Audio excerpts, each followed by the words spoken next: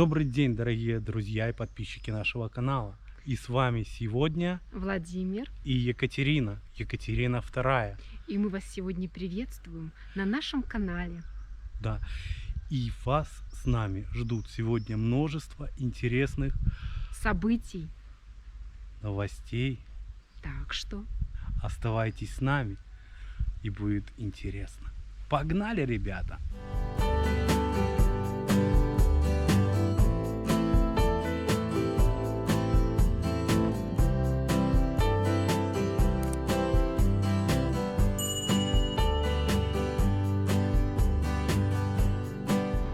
Так, а мы сейчас с вами находимся в городе Славгород. Чем же знаменит этот город? Город этот знаменит, что названию города приложил руку сам Иосиф Виссарионович Сталин. Потому что до 1945 года этот город назывался Пропойск. Да-да, ребята, Пропойск. Такое интересное название. Но с чего оно повелось? Повелось в падение реки Прони в Сош. Место впадения называли Прупой. Ну, с добавлением суффикса СК и замены буквочки У на О получился Пропойск. Сам этот город Пропойск был основан в 1136 году. А в период, когда войска Красной Армии взяли и освободили этот город от немецких захватчиков, в честь улетования в Москве принесли списки Сталину на согласование. Он увидел город Пропойск и сказал, что данное название города не созвучно с победой Красной Армии. И он сказал заменить Пропойск на Славгород. И так вот Пропойск преобразовался в Славгород. Так, ну а мы теперь, друзья, путь наш лежит дальше. И следующая наша остановка через 13 километров в деревне Лесная. Там я вам расскажу, чем интересна эта тоже деревушка. Так что оставайтесь с нами. Ну а мы погнали дальше.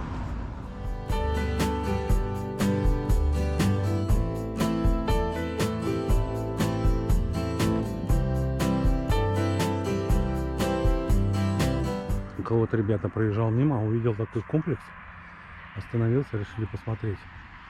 Место расстрела военнопленных бойцов Красной Армии и мирных жителей. 41 год. Так, такой вот мемориальный комплекс такой вот сделан. Классно сделано. И пушка такая вот стоит. И даже вот землянка, окоп, искусственное сооружение, укрепрайон. Вот в таких землянках, получается, сражались партизаны. Да. Такая вот печечка, как в песне. Бьется в тесной печурке огонь. Даже смотрите, даже какой-то ящик есть со снарядами. Точно снаряды лежат. О, гильз и снаряд получается. Так, еще черные копатели не снесли это все на металлолом. Вот такие каски, снаряды. Вышка наблюдательная, сторожевая. Вот это такая вот имитация, как все равно, как партизаны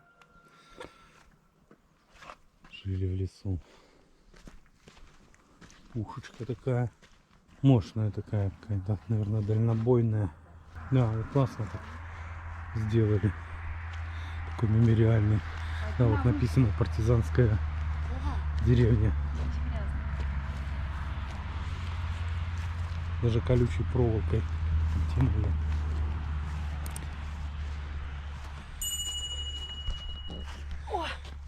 Катя решила на вышку залезть. Ой, как я высоко. Ну что, видно что-нибудь? А? Видно? Очень хорошо все видно. И где немцы? А? Где немцы? Тьфу-тьфу-тьфу.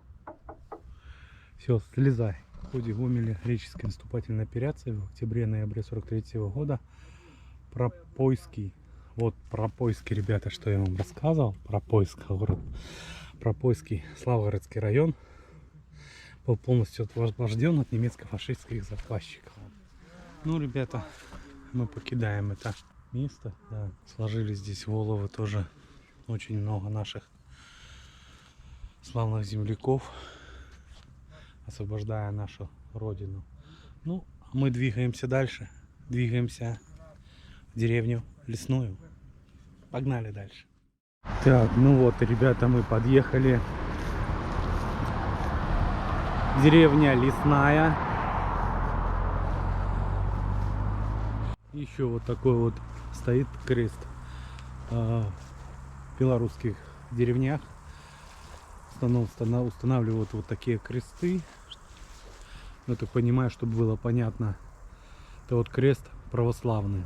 Тоже вот православные или католики.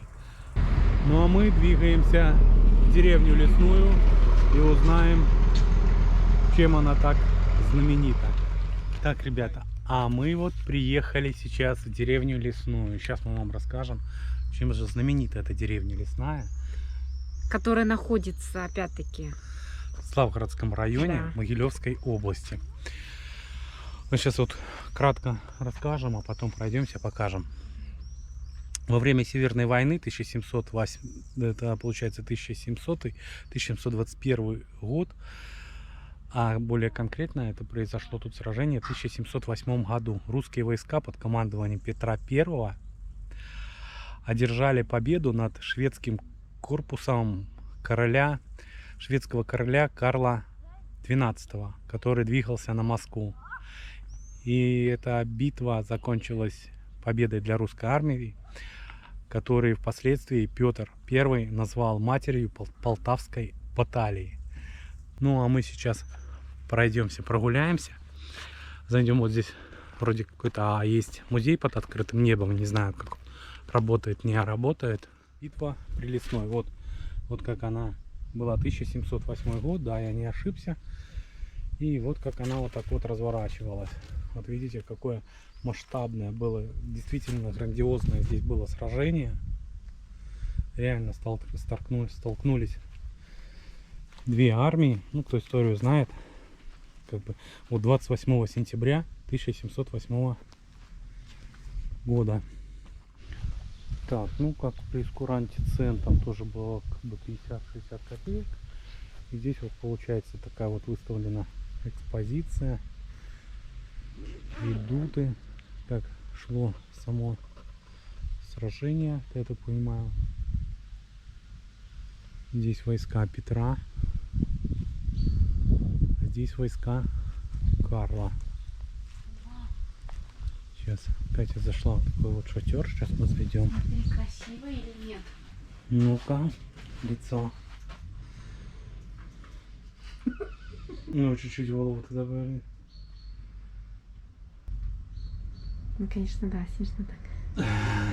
Ну да, это получается как бы штаб, шатер русских войск Петра. А здесь мы заходим, получается, как-то тоже и головы поотрывали шведам. Так, что здесь такого интересного?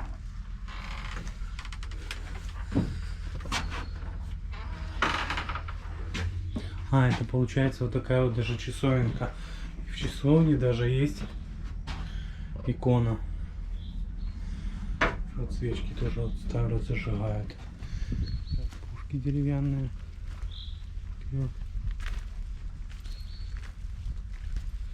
Ну, конечно, все так это немножко поизносилось.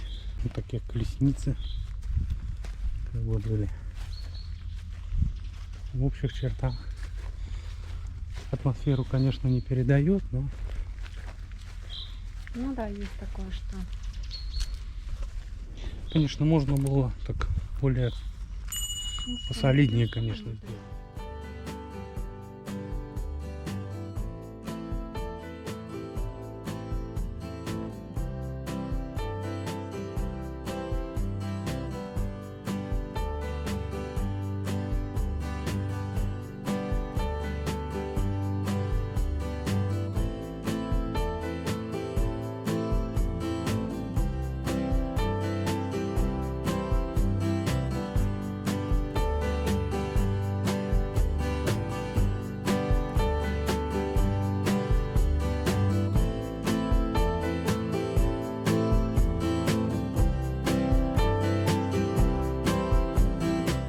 Так, ребята, ну вот мы находимся сейчас в музее.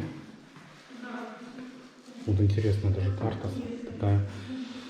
Карта 17-18 веков. План города Могилева. Как вот выглядел город Могилев. Так, вот Никольская, центр Могилеве. Могилевская ратуша. Вот. Выглядела шведская гвардия. Шведы в Могилеве. Да, шведы захватили были Могилев. Так, вот тоже такой портрет, я так понимаю, тоже Карл. Карл, да, Карл XII. Это Борис Петрович Шереметьев и Меньшиков, которые непосредственно участвовали тоже в сражении. Так, вот такая штука. Как это называется, Катя? Макет такой. Макет. Вот экспозиция макет, как проходил сам бой. Так, я так понимаю, вот это вот шведы, да? Да, это вот шведская армия. Вот получается, она наступала. Петр Первый вот так вот наступал, получается. Сам, конечно, Петр Первый. Пистолеты с колесовым механизмом. Вот. Уже были. Вот такие. Это получается медали Прилесной. Полтавская баталия. И вот сам как мемориал выглядит. Мы сейчас к нему подойдем. И мемориал на месте сражения. Основан в 1908 году. Еще даже фото сохранилось, видно, при открытии, когда крестьяне. Так, ну ладно, а мы двигаем дальше. Ребята, поехали дальше. Мы подошли к храму, сейчас попробуем зайти в храм, посмотреть, что там внутри. Да, храму получается. Не храм, а я так понимаю, это была часовня воздвигнута. Но реально здесь красиво. И уже более 100 лет ему.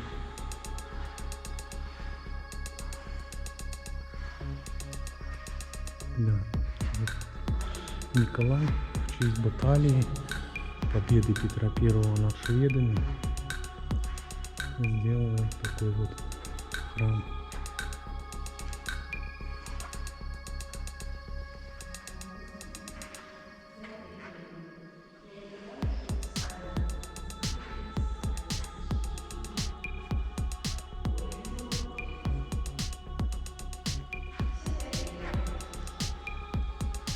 Здесь вот тоже, смотрите, да, здесь никого нет, и люди приходят, сами оставляют денежки, сами берут свечи.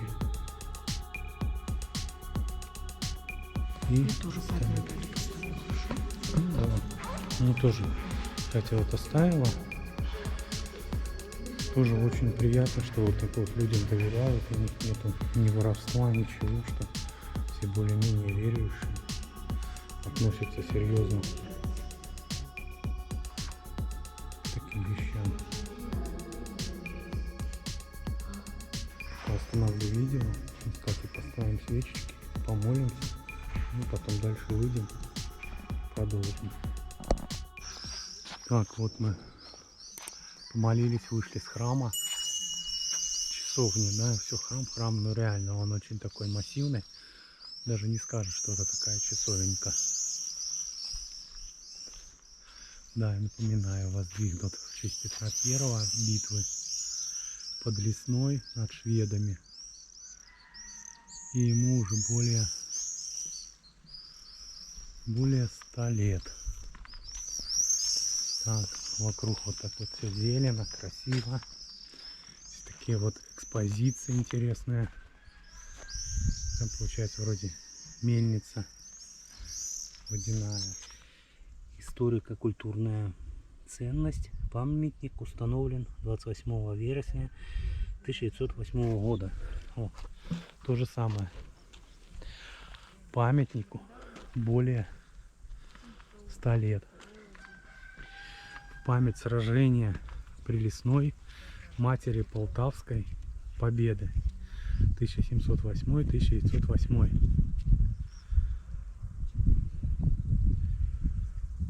получается, в 200-летие был воздвигнут этот памятник. Уже прошло 300 лет. Да, камень, конечно, массивный. Мы видели фотографии. Фотографировались и крестьяне, и царская армия, и уцелел при Великой Отечественной войне. Тоже так вот интересно. Получается, вот такой орел сидит на знамени шведов. Так думаю. Ну, не думал, но так и есть. Такой вот хроматный булыжник. Да, и вот здесь тоже интересно, тоже надпись. Сейчас почитаем. Благодарные потомки птенцов Петровых полки. Это, наверное, вот все перечисляются. Те полки, которые сражались именно в этом сражении. Даже Романа Бруса полк тоже участвовал. Что достаточное количество. Но здесь бой, конечно, серьезный был. Да, такое значимое место. Я так понимаю, это вот сам бой, это вот на этом поле ходил. Потому что оно как бы просто вот чистое поле. Здесь, наверное, может и проводятся реконструкции когда-нибудь боев. Это тоже утверждать не буду. Ну вот, в таком вот мы значимом месте, как говорится, под Лесной побывали. И вот чем славится Славгородский район, какие культурно-исторические памятники в нем находятся. Вот сегодня попутешествовали вместе с вами. Ребята, у нас сегодня день такой был насыщенный. Все такое познавательное было, все интересно. Нам очень понравилось, скажи. Да, Тебе очень понравилось? здорово. Да, Да. понравилось. И вы обязательно оставайтесь с нами, потому что Будем стараться каждые да. выходные куда-то выезжать. что-то показывать, Да, что-то по Беларуси рассказывать. будем искать. Если чего-то мы не знаем или что-то неправильно мы сказали, Да. ради бога, пишите комментарии, Комментарии. поправляйте, советуйте, куда нам съездить, что вы желаете посмотреть. Мы обязательно, будет время, мы обязательно съездим, покажем, Да. все вам расскажем. Ваши комментарии, ваши советы очень важны. Так что вы какие места хотите еще посетить в Беларуси, так что пишите, мы обязательно их с вами посетим. Надеемся, что вам будет интересно. Не забывайте про лайки, И- подпись и колокольчик. Да и дизлайки. Так Все, что ну а мы оставайтесь с двинемся нами. в обратную дорогу. Вот при въезде поворот на деревню Лесную стоит тоже такие вот указатели прямо на трассе. Здесь тоже вот карта со значимыми местами Славгородского района, которые мы все практически посетили, ну кроме одного, это Замковая гора. Так, вот медали в память о сражении при Лесной в 1708 году. Вот такие вот медали награждал Петр I своих. Так, на местном кладбище находится братская могила павших воинов, установленная мраморным обелиском в виде стелы с памятной надписью. Так, и вот сколько человек сражалось. Получается, со стороны русских 16 500 человек и 30 орудий. Со стороны шведов 13 000 и 16 орудий. Да, со стороны русских командовал Петр I, а шведов представлял генерал Левенгаупт. Так, и потери. Убитыми 1111, ранеными почти 3000, всего 3967. Взяты в плен 870, плюс захваченные обозы. А убитых 6300, 6500, точная дата неизвестна. Ну, вот такие вот данные получается. Сколько сражались. Много, короче, людей здесь полегло, особенно. Получается, почти 8 тысяч человек просто, как говорится, из-за этой ужасной бойни здесь похоронены. Ну вот схема сражения, вот это река Леснянка. Ну вот, как я и говорил, шведы потеряли в этом бою более 9 тысяч человек убитыми и ранеными. Так вот это все выглядело. Так, вот такие вот на трассе находятся плакаты. Можно ознакомиться. Так, и вот, друзья, наше путешествие по Славгородскому району или же по Пропойскому району подошло к концу. Подписывайтесь на наш канал, ставьте лайки, жмите колокольчик, оставайтесь с нами, и вас ждут много новых еще интересных видео. Так что, дорогие друзья, пока-пока!